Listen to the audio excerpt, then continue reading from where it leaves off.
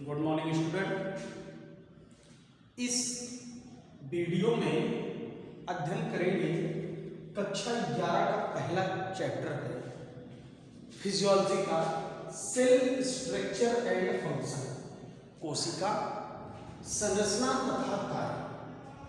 यहाँ ये कोशिका संरचना तथा कार्य वाले चैप्टर का ये पहला वीडियो है, इसलिए इस चैप्टर को अच्छे से समझने के लिए आप यहीं से वीडियो देखने की जरूरत है। उसके पहले आप विद्यालय की वेबसाइट, हमारे चैनल विद्यालय के चैनल को ज़्यादा से ज़्यादा और जो आपको टाइम टेबल दिया गया है उसके अनुरूप देखें।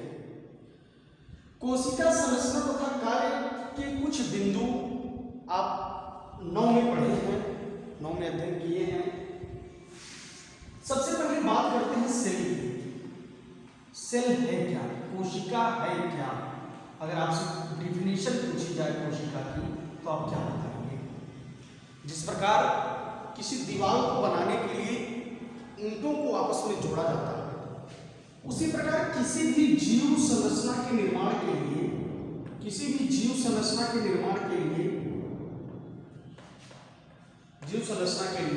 कोशिका ही जिम्मेदार है। कहने का मतलब आप कह सकते हैं कि कोशिका जो है वो किसी भी जीवन की संरचनात्मक यानी संरचना बनाती है, संरचनात्मक यौन क्रियात्मक इकाई होती है। कोशिका किसी भी जीव की संरचनात्मक यौन क्रियात्मक इकाई होती है। कोशिका की खोज, अगर डिस्कवरी के बारे में अध्ययन करें थोड़ा सा, डिस्कवरी तो देखेंगे सबसे पहले 1665 में 1665 में रॉबर्ट हुक, एक वैज्ञानिक थे रॉबर्ट हुक, जिन्होंने 1665 ईस्वी में सबसे पहले कोशिका की खोज की, जिसको कार्प में इन्होंने किया था। जो लकड़ी का ढक्कन होता है कार्प, उसमें इन्हें जब माइक्रोस्कोप से, अपने द्वारा बनाई गई माइक्रोस्कोप से इन्होंने देखा तो इसमें छोटे छोटे मधुमक्खी जैसी संरचनाएं, मधुमक्खी के छत्ते जैसी संरचना दिखाई दी, जिसको इन्होंने कोशिका नाम दिया, सेल यानी कोठरी, इसका नाम इन्होंने दिया। रॉबर्ट हुक जिस कोशिका की खोज किए थे वो चूंकि लकड़ी का था, बाद में बनाया गया था, इसलिए डेड सेल थे। कहने का मतलब इन्होंने डेड सेल की खोज की थी। अगर आप सबसे पहले लॉन्ग लिविंग सेल की बात करें, लिविंग सेल की खोज सबसे पहले किसने की तो आपको याद होगा, बैक्टीरिया के बारे में पढ़ाया जाता है तो बताया जाता है 1673 में सबसे पहले बैक्टीरिया की खोज जो है वो A.W. ल्यूवेनहॉक ने किया था। एंटोनी वान ल्यूवेनहॉक ने सबसे पहले जीवित सेल की खोज बैक्टीरिया की, जिसकी खोज इन्होंने सबसे पहले किया था। इसी के लिए हम एंटोनी वान ल्यूवेनहॉक को माइक्रोबायोलॉजी का फादर भी कहते हैं। ये फादर ऑफ माइक्रोबायोलॉजी कहलाते हैं Antonie van Leeuwenhoek, father of microbiology. Antonie van Leeuwenhoek father of microbiology कहलाते हैं। लेकिन सबसे पहले सेल की खोज जो किया था वो रॉबर्ट हुक ने किया था। बैक्टीरिया की खोज सबसे पहले किया था, बैक्टीरिया चूंकि जीवित थी जिसकी खोज इन्होंने किया था, इसलिए लिविंग सेल की अगर बात होगी कहीं पे तो आप बताएंगे एंटोनी वान ल्यूवेनहॉक। इसके बाद प्लांट सेल, बाद में प्लांट और एनिमल सेल की बात हुई तो बाद में आगे चलकर प्लांट सेल की खोज मार्सेलो मालपीगी ने, चूंकि ये हिस्ट्री है इसलिए हम आपको यहाँ पे नाम बता दे रहे हैं। प्लांट सेल की खोज इसके बाद मार्सेलो मालपीगी ने किया था।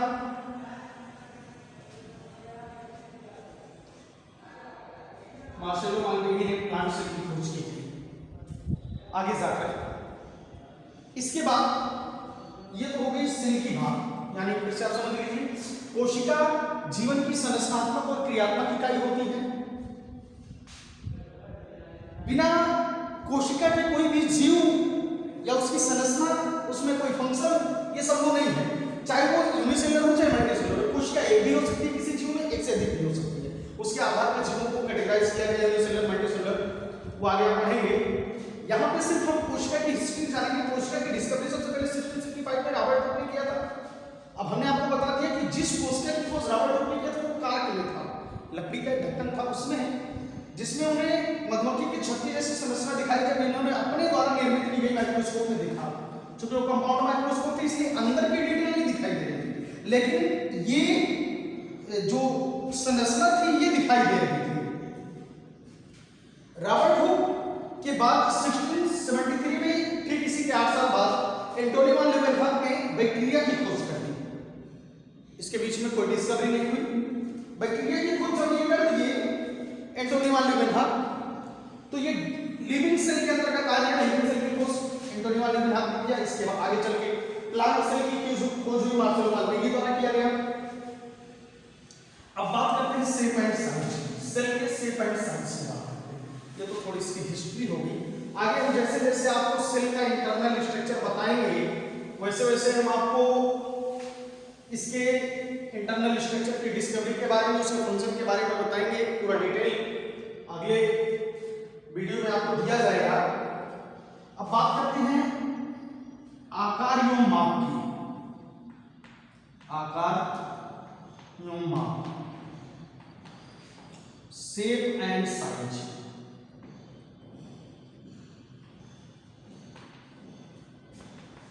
शेप एंड साइज की बात करते हैं।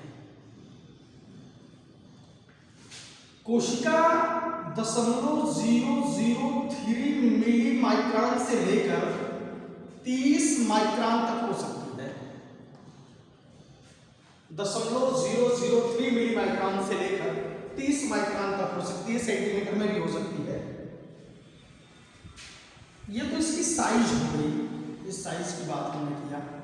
0.003 मिली माइक्रोन से लेकर 30 माइक्रोन तक हो सकती है। जहां तक आकार की बात है तो इसका कोई कांस्टेंट आकार नहीं है। ये गोलाकार भी हो सकती है, यानी इस आकार की भी हो सकती है, अंडाकार भी हो सकती है, खरबूजाकार भी हो सकती है, लंबी तंतु में हो सकती है।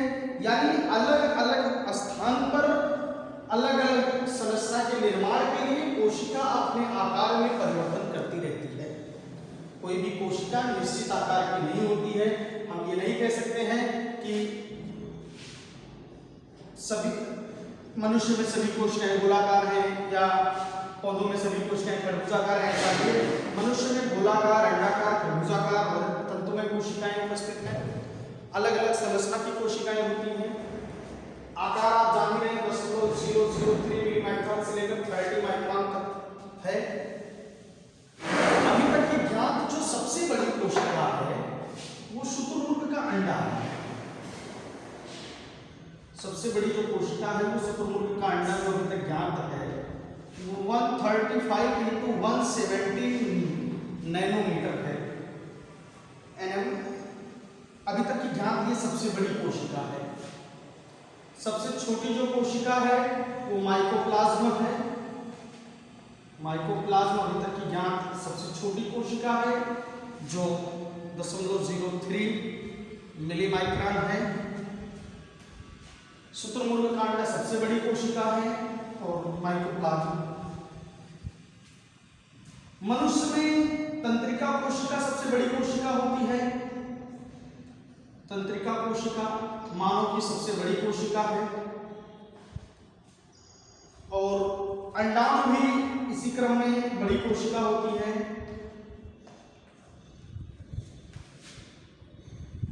ये कुछ ज्ञात कोशिकाएं हैं। स्पायरोगायरा की कोशिका प्लांट की दृष्टि से, स्पायरोगायरा का एक तंत्र होता है जो लगभग 10 से 20 सेंटीमीटर लंबा हो सकता है। वो एक ही कोशिका होती है, धागे जैसी संरचना बनती है। यह आकार एवं माप की बात हो गई। आकार एक बार फिर से देख लीजिए। आकार इनका गोल, अंडाकार, खरबूजाकार कुछ भी हो सकता है। ये 0.003 मिली माइक्रोन से लेकर 30 माइक्रोन तक की साइज की हो सकती है। अभी तक यहाँ सबसे बड़ी कोशिका शुतुरमुर्ग का अंडा है, वो 35 × 170 nm है। माइकोप्लाज्म 0.03 मिली माइक्रोन है। मनुष्य में ज्ञात तंत्रिका कोशिका और अंडाणु इसी क्रम में है। प्लांट में स्पायरोगायरा की कोशिका सबसे बड़ी होती है। अब बात करते हैं कोशिका के प्रकार। ये शेप और साइज की बात हो गई।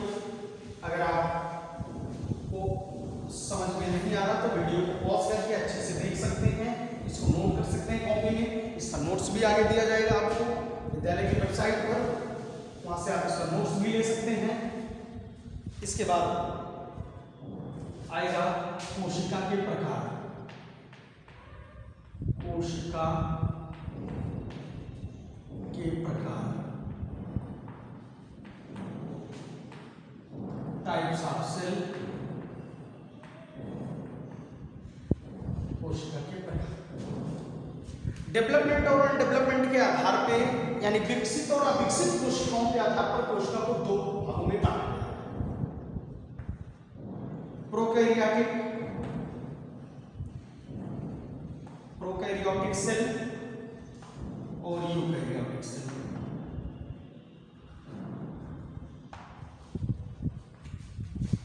प्रोकैरियोटिक कोशिका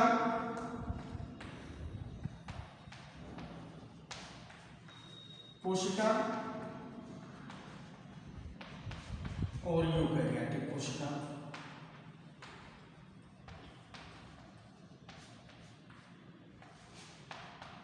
दो भागों में बांटा गया है, प्रोकैरियोटिक कोशिका और यूकैरियोटिक कोशिका। दो प्रकार की कोशिकाएं हैं, प्रोकैरियोटिक, यूकैरियोटिक। सबसे पहले बात करते हैं प्रोकैरियोटिक सेल की। ध्यान दें, प्रोकैरियोटिक ये दो शब्दों से मिलकर बना है। पहला शब्द है आपका प्रो का मतलब होता है प्रिमिटिव, और प्रिमिटिव का मतलब प्राइमरी कंडीशन, माने फर्स्ट अवस्था यानी अनडेवलप अवस्था, फर्स्ट स्टेज। और दूसरा है कैरियोटिक। ध्यान दें, कैरियोटिक शब्द जो है वो ग्रीक लैंग्वेज का वर्ड है, यूनानी भाषा का शब्द है। कैरियोटिक का मतलब होता है कैरियन। अब आप कैरियन से कुछ मतलब निकाल रहे होंगे, न्यूक्लियस माने केंद्रक। ध्यान दें, क्लियर हो गया। प्रोकैरियोटिक सेल, प्रोकैरियोटिक कोशिका, प्रोकैरियोटिक शब्द देखिए दो शब्दों से मिलकर बना है, प्रो और कैरियोटिक। प्रो प्रिमिटिव, प्रिमिटिव का मतलब first stage, the primary stage of a cell is first stage. Karyotic Greek language का वर्ड है, इस कैरियन से बना है। कैरियन से आप थोड़ी बहुत पहचान हुई होगी आपको पीछे 9th में। कैरियन का मतलब होता है न्यूक्लियस। न्यूक्लियस का मतलब केंद्रक, यानी ऐसी कोशिकाएं जिनमें प्रथम केंद्रक होता है। प्रथम कोई चीज रहेगा तो अविकसित ही रहेगी। अविकसित केंद्रक वाली जो कोशिकाएं होती हैं, जिनमें केंद्रक डेवलप नहीं होता, हम ये नहीं कह सकते जिसमें केंद्रक होता ही नहीं, बल्कि अनडेवलप होता है, अविकसित होता है। ऐसे कोशिका को जिनमें केंद्रक अविकसित होता है, उन कोशिकाओं को हम प्रोकैरियोटिक कोशिका कहते हैं। प्रोकैरियोटिक कोशिका प्राइमरी स्टेज वाले जीवों में पाई जाती हैं। प्रिमिटिव एनिमल हैं, बैक्टीरिया हैं, ईस्ट हैं, वायरस हैं, वायरॉइड्स हैं, प्रियांस हैं। इन सब में प्रोकैरियोटिक कोशिकाएं पाई जाती हैं। प्रोकैरियोटिक कोशिका में हमने आपको बता दिया केंद्रक डेवलप नहीं होता है, कोई भी सेल ऑर्गेन्स नहीं पाए जाते हैं, कोई भी सेल ऑर्गेन इनमें पाए नहीं जाते हैं। प्रोकैरियोटिक कोशिका बैक्टीरिया, वायरस, वायरॉइड्स, प्रियांस इन सब की कोशिकाएं होती हैं। ज्यादातर यूनिसेलुलर एनिमल होते हैं। प्रोकैरियोटिक कोशिका का एक फिगर हम आपको यहाँ बनाते हैं बैक्टीरिया का। देखिए इसमें क्या क्या पाया जाता है। जनरल फिगर है, इसको आप वीडियो को पॉज करके कॉपी में पा सकते हैं। सेल इनकी डबल कोटिंग होती है, आउटर मेम्ब्रेन और इनर मेम्ब्रेन। बाह्य मेम्ब्रेन बाइलिपिड्स लेयर का होता है, इनमें कभी-कभी फ्लैजेला पाया जाता है। न्यूक्लियाइड्स जो न्यूक्लियर के पार्ट है, डीएनए, आरएनए जो जेनेटिक मटेरियल है, वो इसी साइटोप्लाज्म में बिखरे रहते हैं, क्योंकि केंद्रक डेवलप नहीं होता है इसलिए बिखरे रहते हैं। राइबोसोम भी कभी-कभी पाया जाता है, लेकिन ये 70S टाइप का होता है। राइबोसोम जो होता है वो 70S टाइप का होता है। न्यूक्लियाइड्स पाए जाते हैं, साइटोप्लाज्म पाया जाता है और कुछ ऑयल ड्रॉप्स भी पाए जाते हैं। ऑयल ड्रॉप्स और फूड ड्रॉप्स होते हैं। ऑयल ड्रॉप्स होते हैं, फूड ड्रॉप्स होते हैं, फूड को एपोलिजने हम कहते हैं। इसके अलावा फ्लैजला पाई जाती है जिससे ये मूवमेंट का काम करती है बैक्टीरिया। ये प्रोकैरियोटिक सेल का जनरल स्ट्रक्चर है। ये आउटर मेम्ब्रेन है जिसे सेल वॉल कहते हैं। आउटर यानी सेल वॉल, इनर का मतलब सेल मेम्ब्रेन। ये प्रोकैरियोटिक सेल है।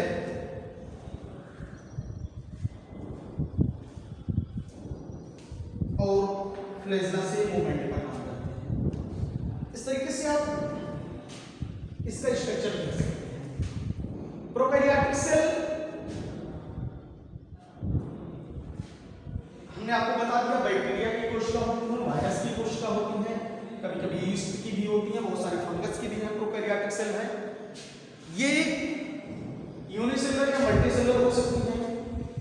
साइज मैंने आपको बता दिया 0.03 मिलीमाइक्रोन से लेकर ये 30 माइक्रोन तक हो सकती है। फ्लैजला के प्रेजेंटेशन के कारण मोटाइल भी हो सकती है, यानी मूव भी कर सकती है। न्यूक्लियस डेवलप नहीं होता है, इनमें आरएनए पाया जाता है। आरएनए का मेन मटेरियल होता है, जेनेटिक मटेरियल इनका आरएनए होता है। और राइबोसोम पाया जाता है जो प्रोटीन सिंथेसिस का काम करता है।